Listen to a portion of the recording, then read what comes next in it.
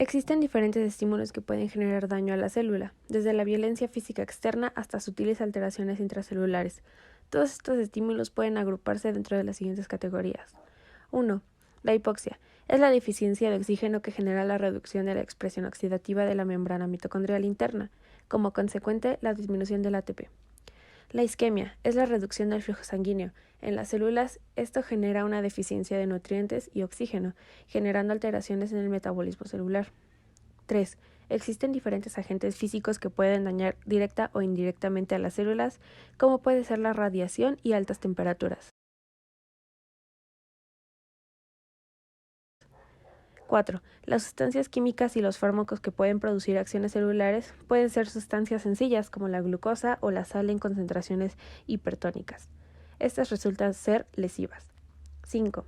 Varios microorganismos pueden causar daño al ADN, como los diferentes tipos de virus, hongos, bacterias y protozoarios que causan daño por distintos mecanismos. 6. Reacciones inmunitarias. Causan lesión celular mediante la formación del complejo antígeno-anticuerpo, que es lesivo para la célula. 7. Los trastornos genéticos, como alteraciones cromosomáticas y mutaciones genéticas específicas. Las alteraciones morfológicas de las lesiones celulares van a conducir a una pérdida de la lesión celular y se puede dividir en dos tipos, las reversibles e irreversibles. Las reversibles se caracterizan por los cambios, en este caso el edema celular y el cambio graso. El edema celular está en las células que no pueden mantener la homeostasis iónica hídrica, lo que causa el paso de iones desde el espacio extracelular hacia el intracelular, lo que provoca que pase el líquido intracelular. El cambio graso se manifiesta mediante vacuolas lipídicas y citoplasmáticas. Está en las células implicadas en el metabolismo graso, como son los hepatocitos.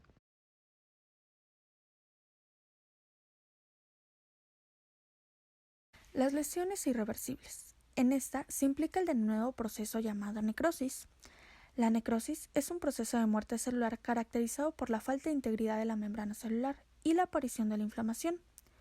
Todos los cambios morfológicos de la necrosis se deben a dos procesos: la desnaturalización de las proteínas y la digestión enzimática celular.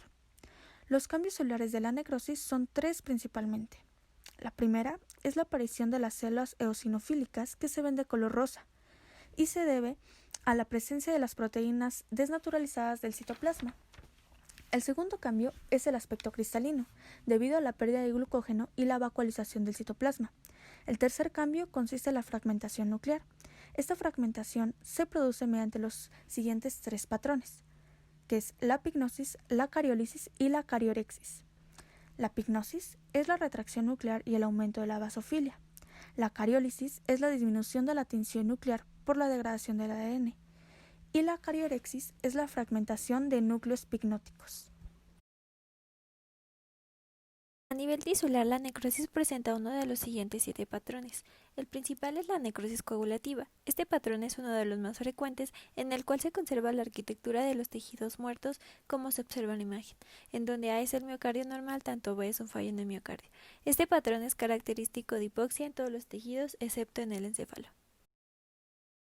La liquefactiva se caracteriza por digestión de las células muertas, produciendo una masa viscosa. Se observan las infecciones bacterianas focales, como en los abscesos hepáticos. La necrosis gangrenosa es un patrón especial que se utiliza para determinar una parte distal de un miembro que ha perdido su irrigación y que ha sufrido necrosis de tipo coagulativa generalmente. La necrosis gaseosa se produce por focos de infección tuberculosa. Tiene un aspecto blanquecino y friable parecido al de un queso. La necrosis grasa se refiere a áreas focales de destrucción grasas debido a la liberación de lipasas pancreáticas, que separan las grasas para convertirlas en ácidos grasos y glicerol dentro de los apocitos. Los ácidos grasos liberados de este proceso se combinan con calcio y dan lugar a la formación de áreas visibles de color blanco tiza. Y la necrosis fibrinoide se debe al depósito de inmunocomplejos en los vasos sanguíneos.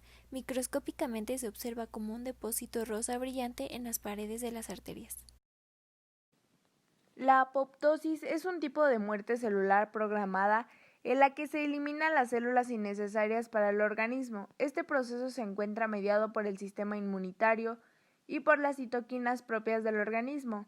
Se involucran procesos fisiológicos y patológicos como la destrucción programada de células, involución hormonodependiente del adulto, de lesión celular en proliferación de poblaciones celulares, muerte celular en tumores, muerte de células inmunitarias, atrofia patológica, muerte celular inducida, lesión celular en enfermedades virales como la hepatitis C, muerte celular por estímulos nocivos, lesión térmica y la radiación. Durante el desarrollo embrionario, la apoptosis va a regular el crecimiento celular y tisular, mientras que en un organismo adulto va a ayudar a mantener constante la cantidad de células que componen un órgano o un tejido. Una de las características de la apoptosis es que la membrana celular no se destruye, impidiendo la salida al espacio extracelular del contenido de la célula. En un proceso inflamatorio, los linfocitos T citotóxicos activados van a expresar proteínas inductoras de la apoptosis como el ligando de Fas. Estas señales externas van a ser captadas por las células blanco mediante los receptores como la proteína Fas, conocidos como receptores de muerte, los que al ser activados van a desencadenar la vía extrínseca de señalización. Este ligando trimérico, al interactuar con su receptor Fas, va a conllevar a la oligomerización del receptor. Los receptores de muerte van a poseer también un dominio intracelular denominado dominio de muerte. El proceso de trimerización del receptor va a llevar a la unión de proteínas adaptadoras como FAT en la región intracelular. El complejo Fas y FAT va a traer a este sitio a una caspasa iniciadora inactiva llamada procaspasa 8, también activada producto de un corte proteolítico. En una visión de la hoja interna de la membrana plasmática, se observó la formación de varios de estos complejos dentro de la célula. Las caspasas son un grupo de cisteína proteasas que median a una lectura de otras proteínas o de sí mismas, en un residuo de aspartato de donde se deriva su nombre, que es cisteinil aspartato proteasas.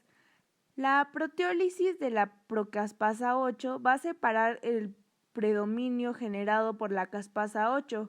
Una nueva ruptura va a producir el fragmento grande y el otro pequeño, los que se van a asociar para formar un tetrámero.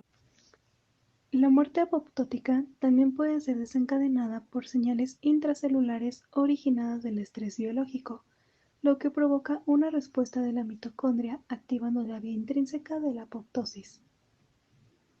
En ellas, las proteínas de la familia BCL2 regulan su acción al ejercer otra acción sobre la mitocondria.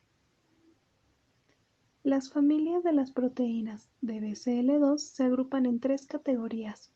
La familia de las proteínas antiapoptóticas llamadas BCL2 y BCLXL. La familia de proteínas proapoptóticas de tipo multidominio conocidas como BAX y BAC. Y las proteínas proapoptóticas de tipo DH3 only llamadas BIT, PUMA y BAT. Las señales de muerte intracelulares o intrínsecas pueden ser originadas, por ejemplo, en condiciones en donde el DNA es dañado irreversiblemente, como sucede en las células irradiadas por la luz ultravioleta.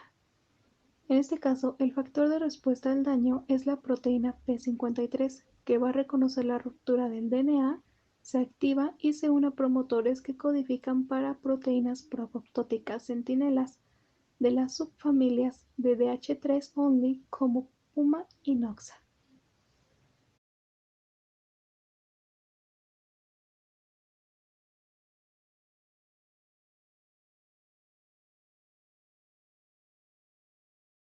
PUMA en el citoplasma interactúa con proteínas proapoptóticas como VAX.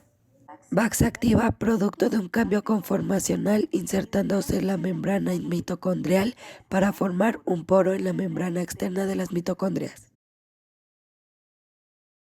Esto permite la liberación de numerosas moléculas del espacio intermembrana, entre ellas el citocromo C y otros promotores de apoptosis como SMAC, Diablo, IA y F. La salida del citocromo C hacia el citoplasma es fundamental para activación de la apoptosis y constituye el punto de no retorno de la muerte celular. El citocromo C, una vez en el citosol, induce la formación de un complejo llamado apoptosoma, formado por la oligomerización de la proteína de 3 dominios APAF1. APAF1, citocromo C y ATP forman este complejo proteico que se ordena en forma de rueda. A través de uno de los dominios de APAF1, el complejo une procaspasa 9, caspasa iniciadora activada por autoprocesamiento proteolítico a caspasa 9. La caspasa 9 activada lleva el procesamiento de caspasas efectoras como la caspasa 3, desencadenando las últimas fases de la En apoptosis. condiciones como el cáncer, la apoptosis está inhibida por la expresión de proteínas antiapoptóticas como BCL2. Estas secuestran proteínas proapoptóticas como PUMA, impidiendo la activación de VAX y la apoptosis. De esta manera es el balance entre proteínas pro y antiapoptóticas en la membrana mitocondrial, lo que determinará el destino final de una célula. Si el balance favorece a VOX, esta formará un poro en la membrana mitocondrial y se activará la salida del citocromo, ocasionando la muerte de la célula.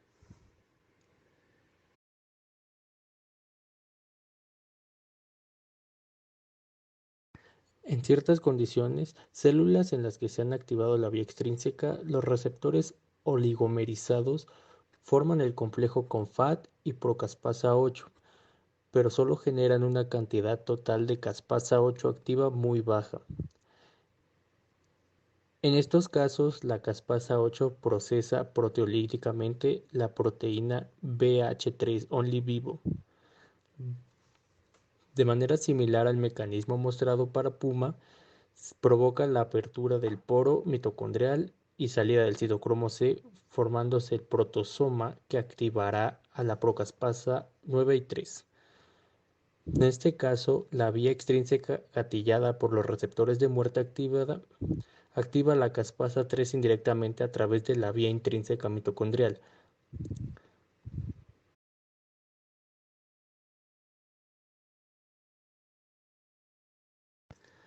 Uno de los blancos más importantes de la caspasa 3 es la proteína ICAL, inhibidora del ADN-ASA localizada en el núcleo.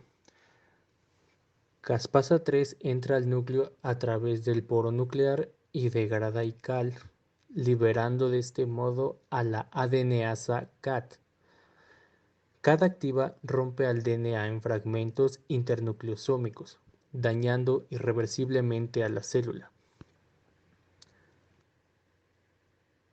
Caspasa 3 en el núcleo también degrada la lámina nuclear, proteína que forman los filamentos intermedios que recubren por dentro la envoltura del núcleo.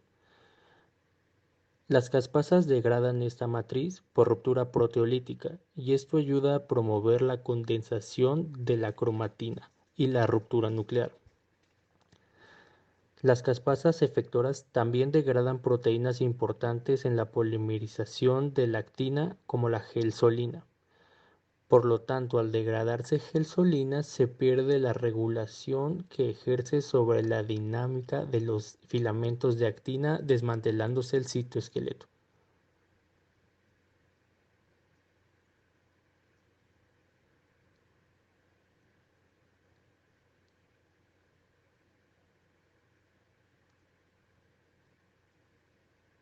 Las células en proceso de apoptosis se caracterizan por diferentes cambios morfológicos y bioquímicos, como la disminución del volumen celular, la compactación de la célula y organelos junto a su fragmentación para formar los cuerpos apoptóticos.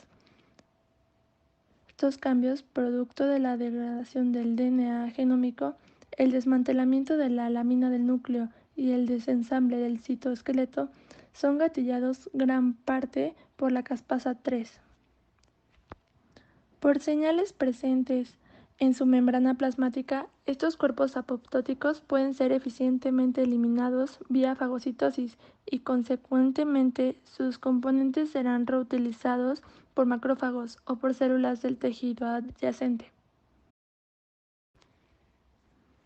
La apoptosis es un fenómeno altamente regulado por diversas vías muy complejas y por mecanismos promotores o inhibidores.